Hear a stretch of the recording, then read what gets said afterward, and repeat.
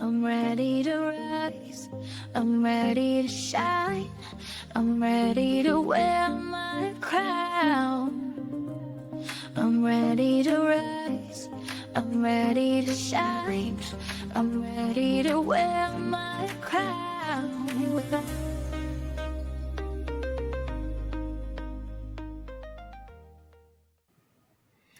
Hey sis, welcome to episode 2, Scars from the Heart When the Silence Breaks.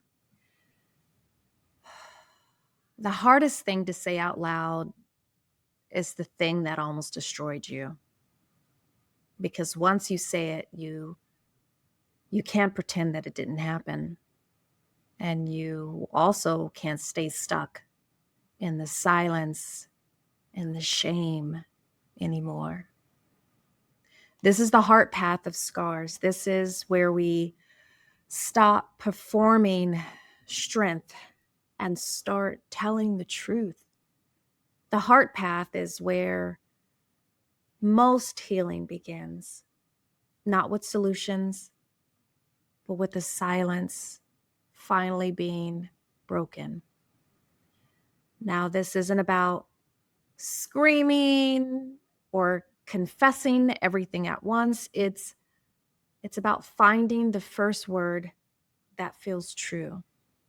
The heart path is called the Poetic Pathway, not because it's pretty, but because it's honest. And because sometimes the only language that makes sense is the language that your soul has been screaming inside in silence. So this is the part of you that wrote the journal that you never showed anyone.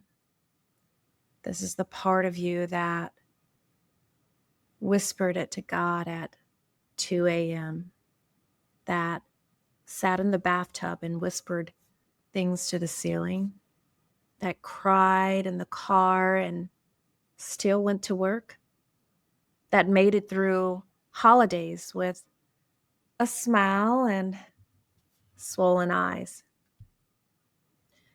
So, sis, let me walk you through what this path holds. The S is for silence broken. You name it, even if it's ugly, even if your voice shakes. You stop protecting the person who hurt you.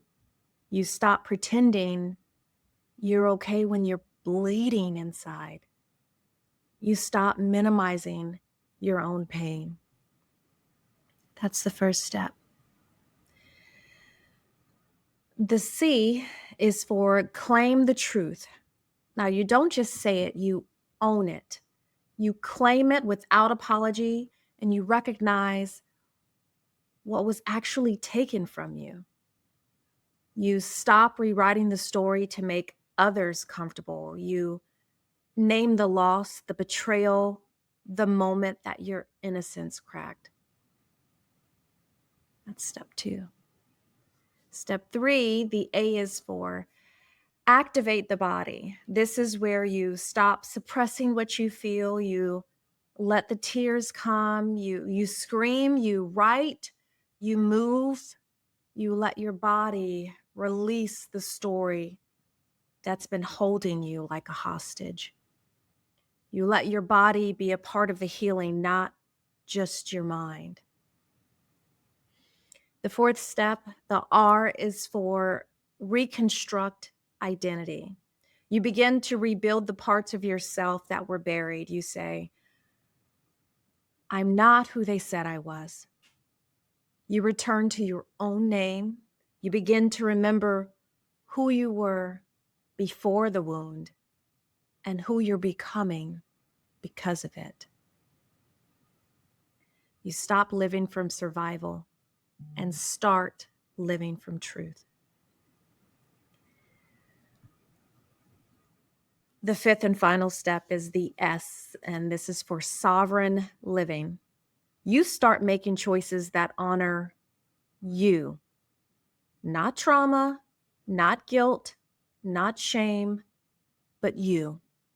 You live in your truth, not just to recover from it, You don't explain your boundaries, you embody them. You build a life that's aligned, not just acceptable. And spirit is right here in all of it. Not for the performance, not for the religion.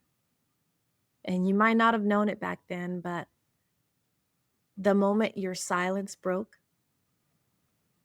you were prophesying your own resurrection. It was the presence that whispered, "This isn't where my story ends."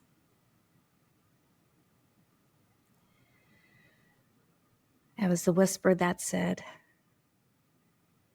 "Leave." The voice that said, "Write it down."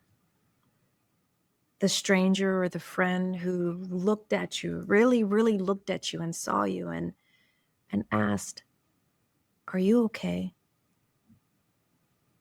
Sis, this wasn't random. That was spirit, God, the ancestors, the universe moving through your ache and saying, "It's time." So the God you call by name, or the knowing that you can't name at all, she's been here the whole time. In the pause, in the poetry, in the way that you've kept breathing, even with a crushed heart. When you first broke your silence, you didn't just speak, you resurrected. You are not crazy for remembering what others forgot. You are not too much for feeling all of it. This part of your story is not shameful. It is sacred. For me, it was in the shower. I was still married, still feeling alone, hurting, aching. I remember saying, "I don't want to die, but I don't want to live like this either." Thinking there's got to be more to life than this. And that's the moment silence broke. That's when I finally believed, even though I didn't know how, and even though nothing around me changed that day or that week, but everything in me started to shift. So if you're feeling that lump in your throat, that ache in your chest, the thing that still hasn't been named, this is your permission. You can name it. You can feel it. You can break the silence and still survive it. This is the heart path of scars, the poetic, messy, beautiful place where healing begins.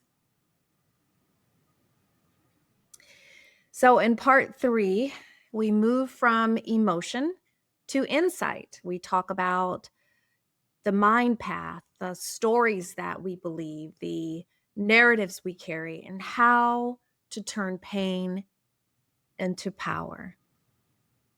But don't rush there yet. Let yourself sit here. Let the silence be broken and the healing begin. And when you're ready, I'll meet you in part 3, Scars for the Mind, Turning Pain into Power. With love and light.